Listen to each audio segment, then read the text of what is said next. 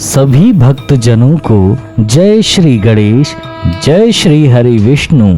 आषाढ़ मास के कृष्ण पक्ष की एकादशी जिसे योगिनी एकादशी कहते हैं। योगिनी एकादशी का उपवास रखने से समस्त पापों का नाश होता है तथा इस लोक में भोग और परलोक मुक्ति भी मिलती है। प्रारंभ करते हैं योगिनी एकादशी व्रत कथा। महाभारत काल की बात है कि एक बार धर्मराज युधिष्ठिर ने भगवान श्री कृष्ण से कहा कि हे त्रिलोकीनाथ, मैंने ज्येष्ठ मास के शुक्ल पक्ष की निर्जला एकादशी की कथा सुनी। अब आप कृपा करके आषाढ़ मास के कृष्ण पक्ष की एकादशी की कथा सुनाइए। इस एकादशी का नाम तथा महात्म्य क्या है, सो अब मुझे आप विस्तार पूर्वक बतलाइए। श्री कृष्ण ने कहा, हे पांडु पुत्र, आषाढ़ माह के कृष्ण पक्ष की एकादशी का नाम योगिनी एकादशी है।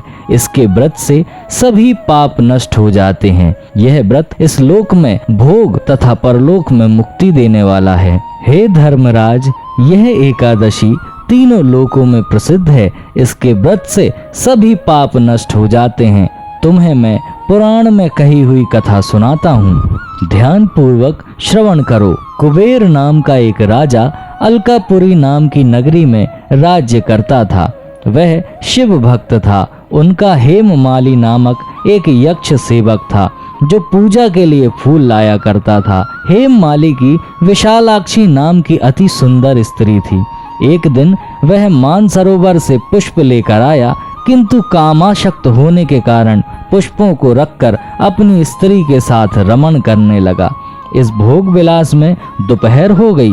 हेममाली की राह देखते देखते जब राजा कुबेर को दोपहर हो गई तो उसने क्रोध पूर्वक अपने सेवकों को आज्ञा दी कि तुम लोग जाकर पता लगाओ कि हेममाली अभी तक पुष्प लेकर क्यों नहीं आया। जब सेवकों ने उसका पता लगा लिया तो राजा के पास जाकर बताया कि हे राजन, वह हेममाली अपनी स्त्री के साथ रमण कर रहा है।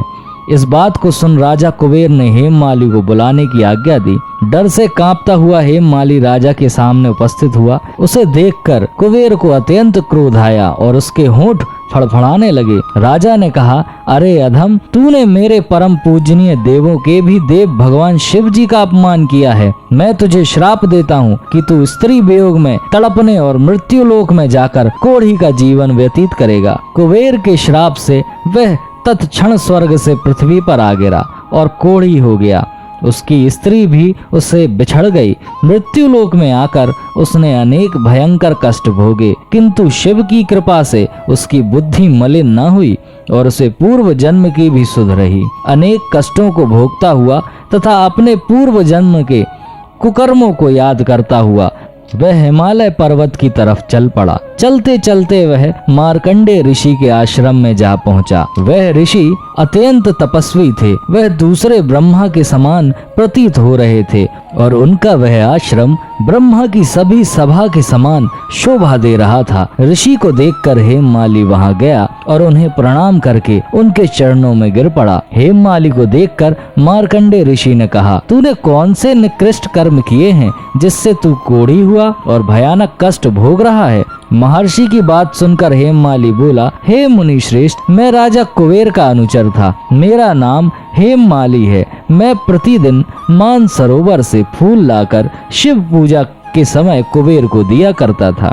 एक दिन पत्नी सहवास के सुख में फंस जाने के कारण मुझे समय का ज्ञान ही नहीं रहा और दोपहर तक पुष्प ना पहुंचा सका।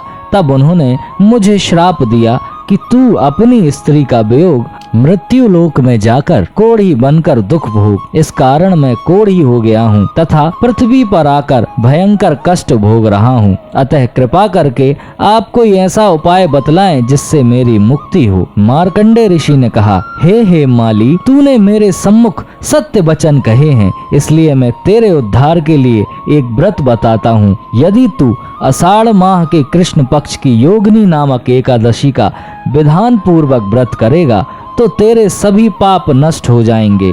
महर्षि के वचन सुन हेममाली अति प्रसन्न हुआ और उनके वचनों के अनुसार योगिनी एकादशी का विधान पूर्वक व्रत करने लगा। इस व्रत के प्रभाव से अपने पुराने स्वरूप में आ गया और अपनी स्त्री के साथ सुख पूर्वक रहने लगा। भगवान श्री कृष्ण ने कहा कि हे राजन, इस योगिनी एकादशी की कथा का फल 88,000 ब्राह्मणों को भोजन कराने के बराबर है। इसके व्रत से सभी पाप नष्ट हो जाते हैं और अंत में प्राणी मोक्ष को प्राप्त करके स्वर्ग का अधिकारी बनता है। बोलिए शिव शंकर भगवान की जय, बोलिए श्री हरि विष्णु की जय। ऐसे ही व्रत कथा सुनने के लिए सब्सक्राइब करें हमारा channel. Like, share and subscribe.